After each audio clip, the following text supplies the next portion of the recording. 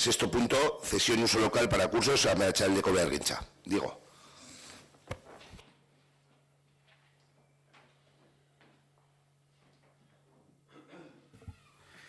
Bueno, solicita de autorización para ampliar el derecho de uso de los edificios fijados en el convenio entre la entidad Meatzaldeko Behargintza S.L. y el Ayuntamiento de Ortuella para la cesión de uso de complejo de edificios que componen el Centro de Iniciación Profesional llamado CIP.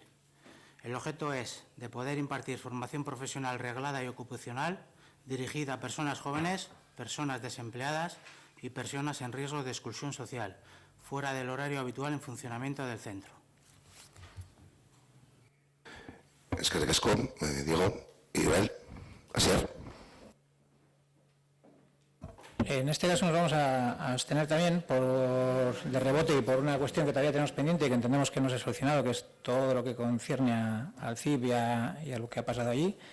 Entendemos que Meatzaldeko Behargintza también tendría que realizar una serie de funciones. No estamos poniendo en duda el acuerdo ni la ampliación de ese tema, pero sí por una cuestión moral nos vamos a abstener.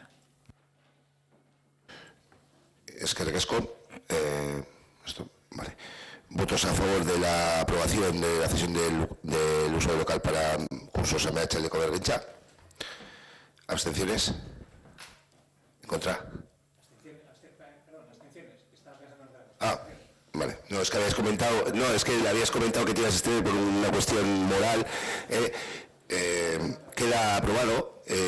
Con respecto a las cuestiones que comentas, pues bueno, abordaremos las novedades que ha habido al respecto, que me fue lo que sabes que ha habido alguna, respecto al juzgado, respecto al funcionamiento, y bueno, pues mantendremos una reunión para informar.